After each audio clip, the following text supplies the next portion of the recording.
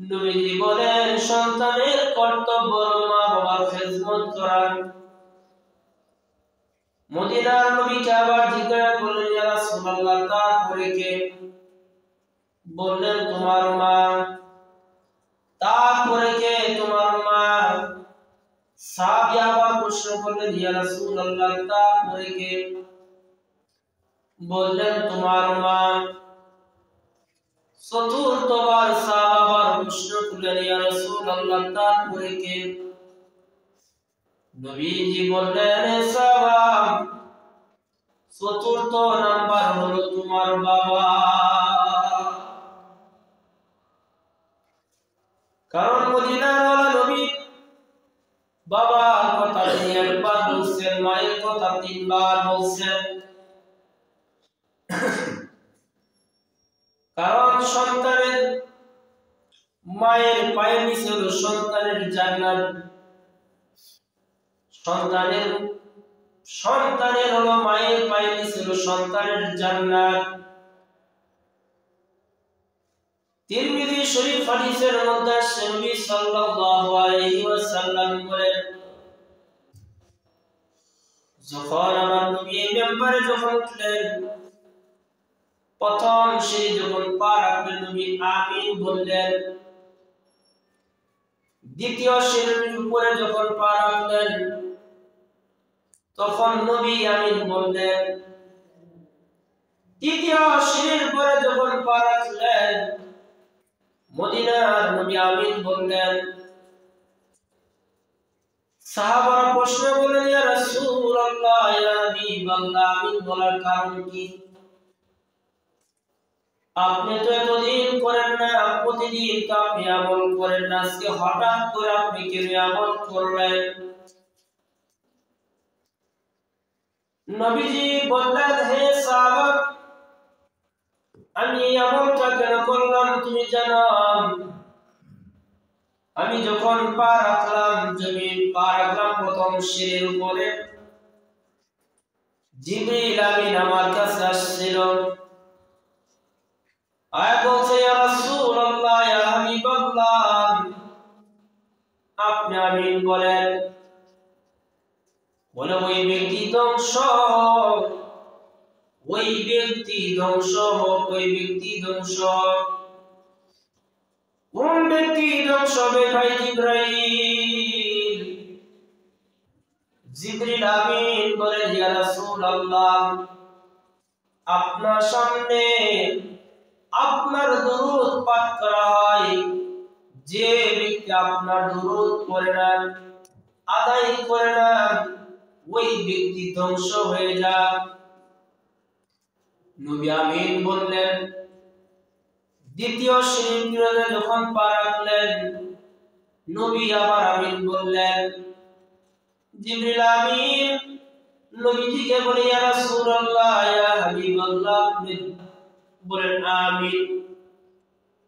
ওই ব্যক্তি ধ্বংস হোক, ওই ব্যক্তি ধ্বংস হোক। কোন ব্যক্তি? যে ব্যক্তি রমজান মাস পাইলেও গুনাহ মাফ করতে পারলো না, ওই ব্যক্তি ধ্বংস হয়ে যায়। রমজান মাস পাইল, রমজান মাস পাওয়ার পর গুনাহ মাফ করতে পারলো না, ওই ব্যক্তি ধ্বংস হয়ে যায়। নবীর হাদিস।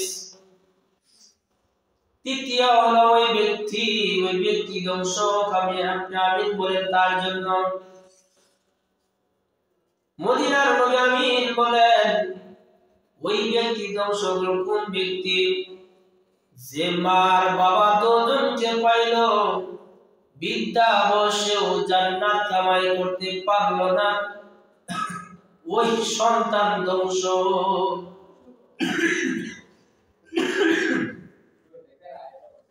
ওই ব্যক্তি ধ্বংস হয়ে যাবে। এটা কার কথা? নবীর কথা। এই জন্যই নবীর কথা মানবে যারা তারাই জান্নাতি, না মানিয়া বুঝে হইল দুজখী। এই জন্য মদিনার ওয়ালা নবী বলেছেন যারা আমার কথা শুনবে, আমার উপরে আমল করবে, তারা আবার জান্নাতে চলে যাবে, যারা আমার কথা মানবে না শুনবে না তারা জাহান্নামে যাবে। আবু জেহেল উতবা সাইবা শুনে নাই জাহান্নাম, ফিরআউন শুনে নাই জাহান্নাম। এই জন্য হাদিসের মধ্যে নবীজি বলেন তোমার মা তোমার বাবা হলো জান্নাত জাহান্নাম। তোমার মা বাবাকে যদি তুমি সুখী রাখতে পারো খুশি রাখতে পারো তোমার জন্য জান্নাত, আর যদি তোমার মা বাবাকে যদি তুমি বেজার করো অসন্তুষ্ট করো তোমার জন্য জাহান্নাম। এখন কি করবেন আপনি? আপনার মায়ের মনে আপনি কষ্ট দিচ্ছেন, বাবার মনে কষ্ট দিচ্ছেন, মসজিদে এসে সাজদা দিলেও কাম হবে না। মা বাবাকে খুশি রাখতে হবে। আজকে আমাদের দেশে বহু সন্তান আছে মা বাবার খেদমত করে একটা উদ্দেশ্য। কিসের উদ্দেশ্য বলতে পারবেন? আখিরাতের উদ্দেশ্য না, জান্নাত পাওয়ার উদ্দেশ্য না। ওই যে মায়ের নামে জমিন আছে 2 কোট, মায়ের নামে জমিন আছে 5 কাঠা, বাপের নামে জমিন আছে 6 কাঠা, মায়ের পোলা হলো 5টা। এমন করে কি বড় বলা যায় কইছে মা আমি তোমার খেদমত করব, কিন্তু সন্তান জমিনের আশায় মা বাবার খেদমত করে এমন ভাবে খেদমত করে কোনো ত্রুটি রাখে না, কারণ জমিন পাবো না, জমিনের আশায় খেদমত করে মা বাবা। যখন ওই মা বাবার ভিতরে একটা মায়া লেগে গেল যে আমার সন্তান আমাকে কত যত্ন সহকারে তিনি খেদমত করে, সব 2 জনের জমি সন্তানে লিখে দিলাম। ওই মা ওই বাবা যদি সন্তান জমি যদি না থাকে সহজে সন্তানরা খেদমত করে না, সন্তান সহজে খেদমত করে না। জমিন আছে খেদমত করতেছে, যে জমি নেওয়া শেষ তখন মা সন্তানের কাছে কাটা হয়ে যায়। ওর মায়ের যদি একদিন কয় বাবা আমার জন্য একটু পান কিনে নিয়ে আস, ওর সন্তান কয় খালি আমারই তুমি সহে দাও, আর মধ্যে তোমার 4 গুলো আছে ওর তুমি সহে দাও না। কারণ আগে আপনি এই কথা কর নাই, কেন দিছে আমি জমি দিবেন। ওই মায়ের আর বাবার যদি জমি না থাকতো আপনার মতো পুরাই মায়ের খেদমত আপনি করতেন না, পায়খানা গু আপনি সাফ করতেন না, পরসাম সাফ করতেন না। ওই জমিন আছে কারণে আপনি মায়ের সেবা যত্ন আপনি করেন। আজকাল অনেক সন্তান আছে